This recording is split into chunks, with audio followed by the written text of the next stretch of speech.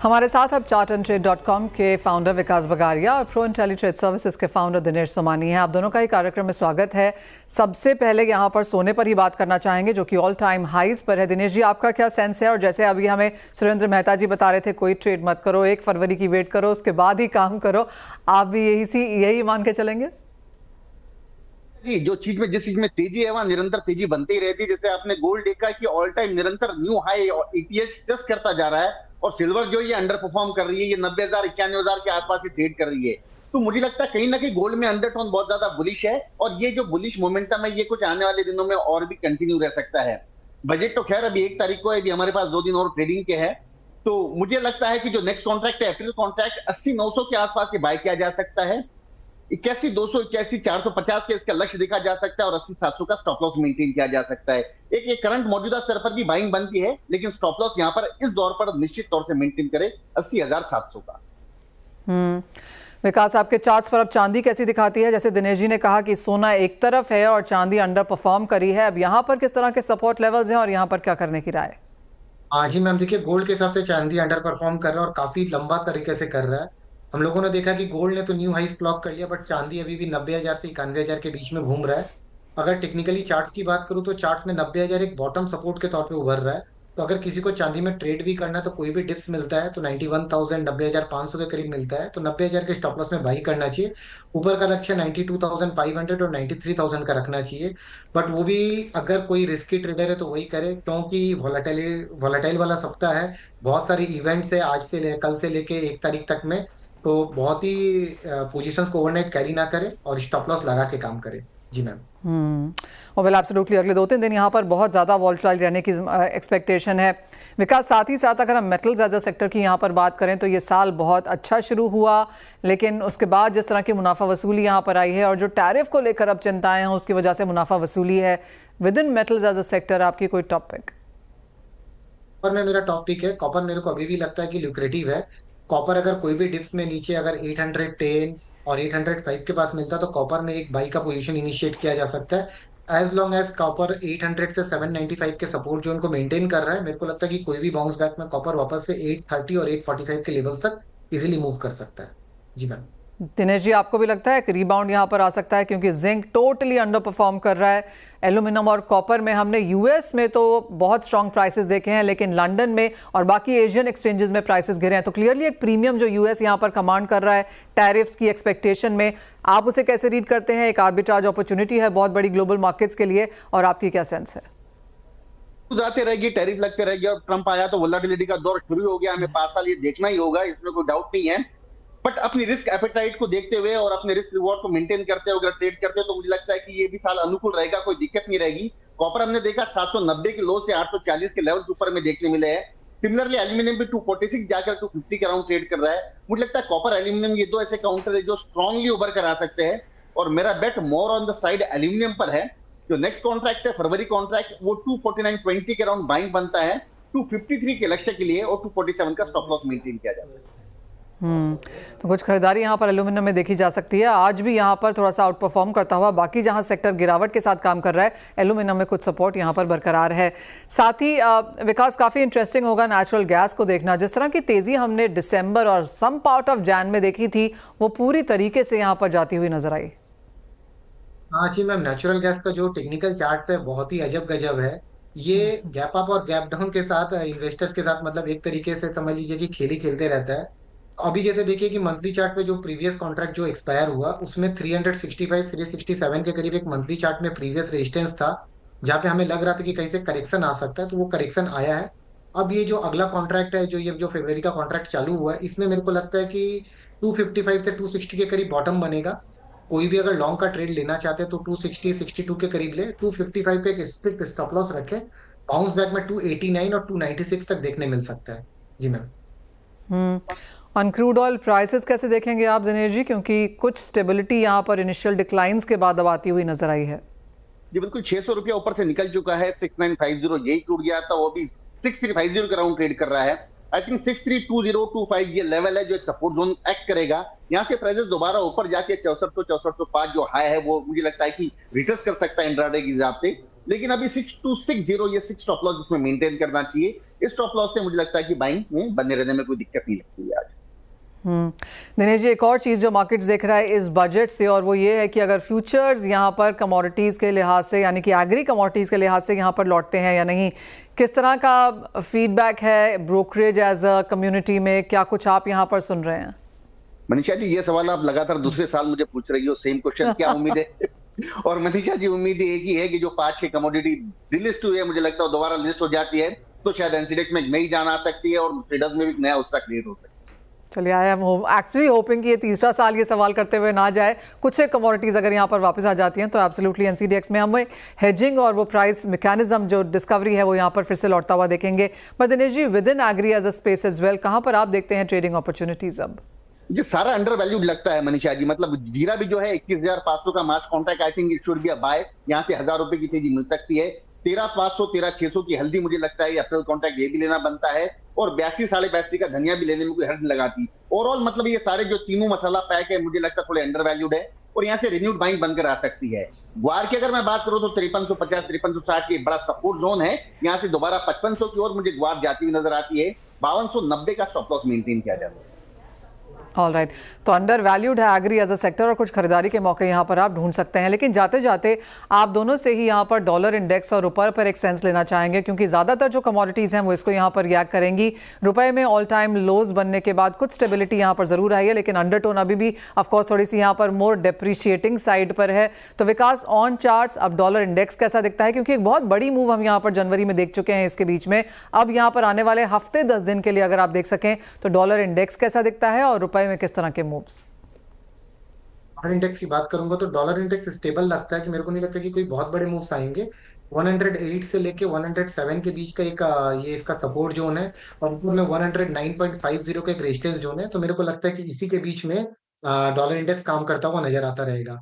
और अगर मैं रुपए की बात करूं मैम, तो रुपए में यूएसडी आईएनआर की बात करूं तो मेरे को लग रहा है कि कहीं ना कहीं टॉप थोड़ा सा बनता हुआ नजर आ रहा है 86.62 पे, बट बहुत ज्यादा रिट्रेसमेंट की उम्मीद नहीं है। 86.20 और 86.10 एक सपोर्ट के तौर पे उभरेगा। तो मेरे को लगता है कि आने वाले कुछ दिन तक रुपए में भी जो रेंज है वो 86 से लेके 86.70 तक का रेंज नजर आएगा मैम। दिनेश जी, आपको भी लगता है 86 नहीं तोड़ेगा किसी जल्दी में? मुझे लगता है जो रिसेंट मूव आया था 8450 के बाद 8650 70 जो बनाया, मुझे लगता है अब ये रैलीज ओवर डन, यहाँ पर प्राइसेस स्टेबलाइज हो जाएगी। और 8680 ये मुझे लगता है बड़ा रेजिस्टेंस जोन है, ये भी क्रॉस करता हुआ नजर नहीं आता है और हो सकता है दोबारा एक बार 85-80 के लेवल हमें देखने मिल सके। मतलब मुझे लगता है कि यहाँ से करीब करीब 70 से 80 पैसा रुपया मजबूत होना चाहिए। ऑल राइट, तो क्लियरली रुपए में जो गिरावट थी वो स्लाइटली ओवर डन मानी जा रही है, at least for the near term, और कुछ सुधार यहाँ पर और भी शायद आगे देखने को मिल सकता है।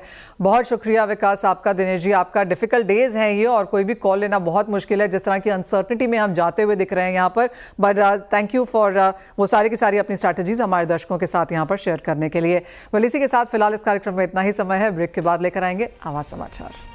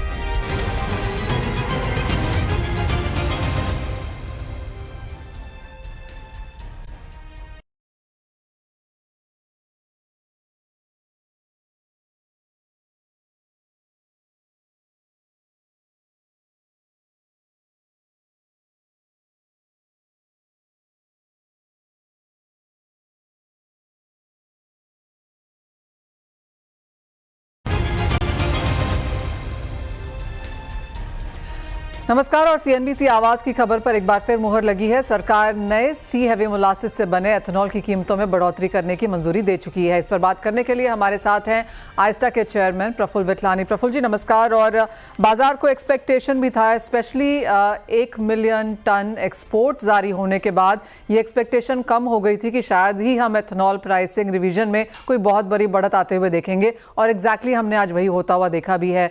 कैसे देखते हैं आप बी और केन के ऊपर यहाँ पर कोई मूवमेंट नहीं और सी के ऊपर एक बहुत ही मार्जिनल इंक्रीज आता हुआ? ऐसा है कि उम्मीद तो थी सोने चांदी की कि शायद ये इथेनॉल प्राइस मिल जाएगी और एमएसपी मिल जाएगी।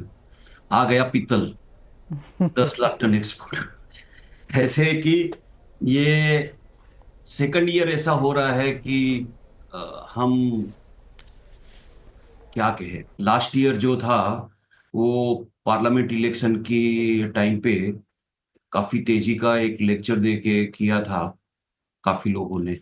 उसकी वजह से ये हुआ था कि इथेनॉल का प्रोडक्शन और एक्सपोर्ट पे रिस्ट्रिक्शन आ गए थे। आज ये था कि ये 10 लाख टन एक्सपोर्ट तो गवर्नमेंट बिल्कुल परमिशन देगी नहीं, पर वो आ गई। और अब ये जो बाजार से न्यूज आ रही है उसके हिसाब से ये है कि कैबिनेट में ये सोच हुई थी कि प्रोडक्शन रियली कुछ नीचे जा रहा है, और अगर शुगर ज़्यादा चाहिए तो जो बी मोलासिस और सिरप उसके ऊपर नहीं बढ़ाया जाए। और ये आ गया इस तरह से, तो काफ़ी दिक्कत का काम है ये इंडस्ट्री को survive.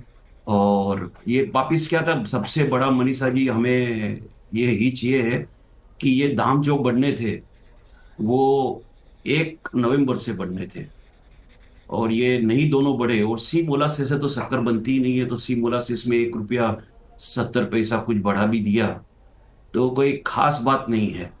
Actually I can say it is a disappointing. हमारे फूड मिनिस्ट्री ने जो अफसर लोग हैं और जो हमारे बड़े साहब लोग ही है, उन लोग ने बहुत मेहनत की थी, हम सैल्यूट करते हैं उनकी मेहनत के लिए।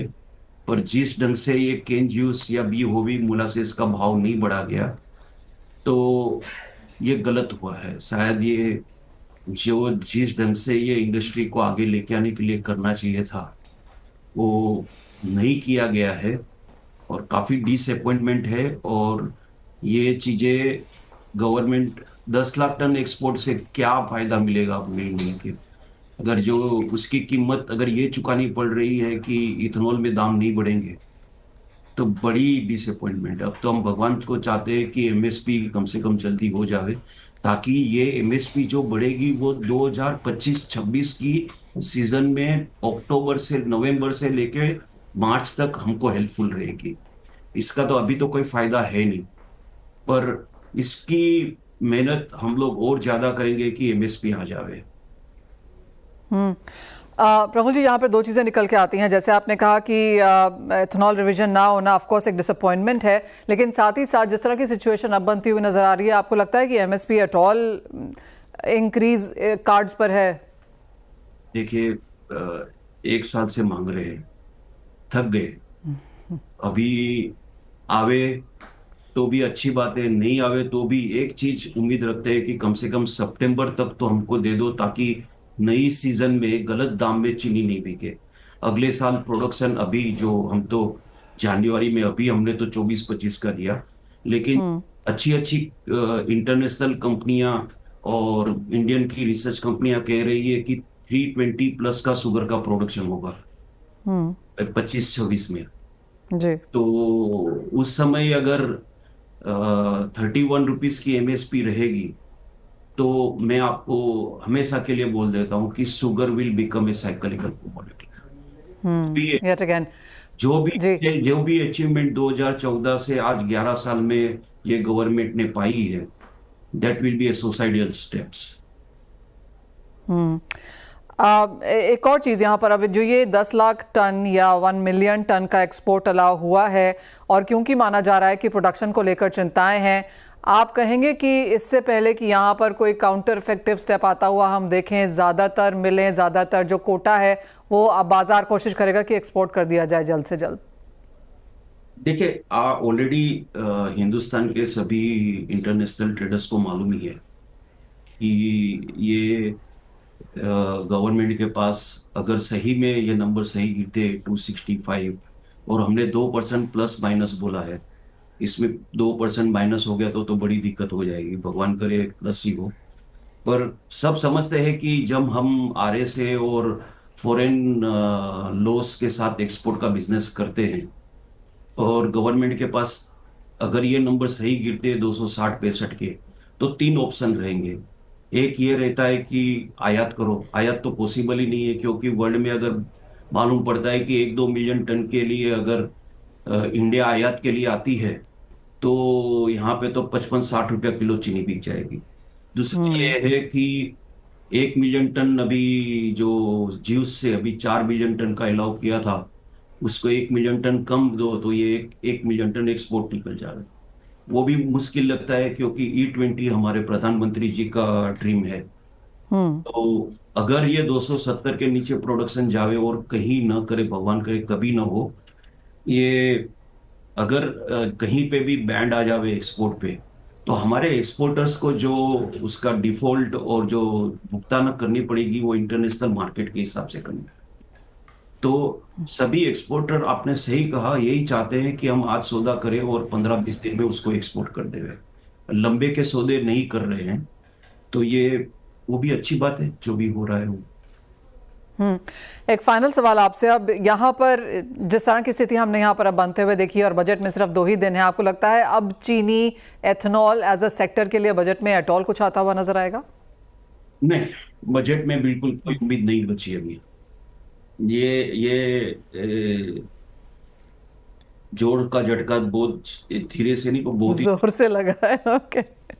ये ये हमारे जितने भी इंडस्ट्री मेंबर्स है आहिस्ता के, सभी काफी नाराज हो गए हैं, और सभी बोलते हैं कि ये हमने जो मेहनत की है 10 लाख टन रोकने की एक्सपोर्ट की, वो कम क्यों गिरी, वो नहीं कम गिरनी चाहिए थी।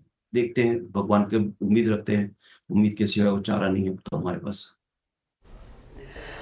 ऑल राइट प्रफुल्ल जी, बहुत शुक्रिया साथ जुड़ने के लिए। एंड ऑफ कोर्स एक डिसअपॉइंटमेंट यहाँ पर इंडस्ट्री में काफ़ी क्लियरली है, क्योंकि एक प्राइस रिवीजन एथेनॉल काफ़ी समय के बाद 2 साल के बाद यहाँ पर ऑन कार्ड्स आया था और उसमें हमने कुछ आता हुआ यहाँ पर देखा नहीं है इंडस्ट्री के लिए। तो स्लाइटली डिसअपॉइंटमेंट नेगेटिव यहाँ पर इंडस्ट्री के लिहाज से। वेल, ये तो बात हुई चीनी की, जो बहुत ज़्यादा मीठी नहीं है। लेकिन उसके बाद चलते हैं अब सोने की तरफ, जहाँ पर ऑल टाइम हाईज आज बनते हुए नजर आए हैं। सुरेंद्र मेहता जी नमस्कार, शुक्रिया साथ जुड़ने के लिए। और 80,500 के स्तर यहाँ पर आज निकलते हुए नजर आए हैं, जो कि फिर से एक ऑल टाइम हाई है भारतीय बाजारों के लिए। अंतर्राष्ट्रीय बाजारों में अभी भी हम $30 दूर हैं उन ऑल टाइम हाई से। लेकिन कैसे देखते हैं आप ये प्राइसेस? देखिए, ये प्राइसेस जिस प्रकार से बढ़ते जा रहे हैं उसकी 3-4 मुख्य वजह है। सबसे पहले तो भारत में 1 फरवरी को बजट आएगा। कई लोगों ने उम्मीद लगा रखी है कि शायद ड्यूटी बढ़ सकती है, इसलिए भी प्राइसेस बढ़ रहे हैं। दूसरी तरफ 1 फरवरी को ट्रंप कुछ टैरिफ अनाउंसमेंट करने वाले हैं, तो उसको लेकर भी एक थोड़ा सा विवाद बना हुआ है या कंफ्यूजन बना हुआ है कि वो टैरिफ अगर लगाते हैं तो गोल्ड प्राइसेस ऊपर जा सकते हैं। तीसरा, जो आज रात को मतलब 12:30 बजे जो फेड की मीटिंग है जिसमें इंटरेस्ट रेट का डिसीजन लिया जाएगा, तो ये उम्मीद है कि फेड वहां पे रेट कट करेगा। तो ये सारे फैक्टर्स गोल्ड प्राइसेस को बढ़ाने की तरफ मदद कर रहे हैं। और जो एक हमने EFP मूवमेंट जो देखा, जो exchange of future for physical, तो इससे फिजिकल कमोडिटी की जो फिजिकल गोल्ड है उसकी थोड़ी स्कैरसिटी अंतरराष्ट्रीय मार्केट में बढ़ी है। तो उसकी वजह से भी प्राइसेस बढ़ रहे हैं। हालांकि भारत में वो प्राइसेस का वो इफेक्ट नहीं आया है। आज भी भारत में लगभग $30 से $35 गोल्ड सस्ता है। लेकिन अंतरराष्ट्रीय मार्केट में गोल्ड डेफिनेटली महंगा है। और कहीं ना कहीं यदि वो टैरिफ लग जाता है तो ये जो $30 का जो डिफरेंस है वो कवर अप हो जाएगा। तो गोल्ड में अचानक से हम और 800-900 रुपए की तेजी देख सकते हैं। वेल एब्सोल्युटली, जैसे आपने कहा कि इंडियन मार्केट्स में सोना यहाँ पर, बुलियन यहाँ पर डिस्काउंट पे है $30 से $35 का, जबकि ग्लोबल मार्केट्स में ज़्यादातर ये प्रीमियम पर है। फिर चाहे वो US मार्केट्स है, सिंगापुर मार्केट्स है, चाइना, हांगकांग, सभी जगह यहाँ पर सोना प्रीमियम में कारोबार करता हुआ नजर आया है। सुरेंद्र मेहता जी, ऑफकोर्स अगले 4-5-6 दिन यहाँ पर काफ़ी ज़्यादा अनसर्टन रह सकते हैं, तो अगर किसी को यहाँ पर कारोबार करना हो, खरीदना हो, उन्हें क्या राय देंगे? बहुत मुश्किल है किसी को भी देना। क्योंकि बजट में क्या होगा, भारतीय बाजारों का उस पर क्या असर पड़ेगा, बजट में ड्यूटी बढ़ेगी घटेगी या सेम रहेगी, ये कहना बहुत मुश्किल है। हालांकि मुझे उम्मीद है कि ड्यूटी को शायद सेम रखा जाएगा या घटाया जाएगा। और ट्रम्प क्या करेंगे ये तो किसी को नहीं पता चलता कि वो क्या कर सकते हैं। जहां तक फेड का इंटरेस्ट रेट का सवाल है, तो ये फेड का ये जो मीटिंग है, वो पहली मीटिंग होगी ट्रम्प के चार्ज लेने के बाद में। तो फेड अगर इंटरेस्ट रेट कम करेगा या नहीं करेगा, उसमें भी एक असमंजस की स्थिति बनी हुई है। सो मुझे लगता है कि यदि किसी को भी ट्रेड लेना हो तो 1 फरवरी के बाद ही ट्रेड लेना चाहिए। यहाँ पर आप यदि कोई भी ट्रेड लेते हैं तो it will be an absolutely speculative trade, और इस पे कोई फंडामेंटल काम नहीं करेगा।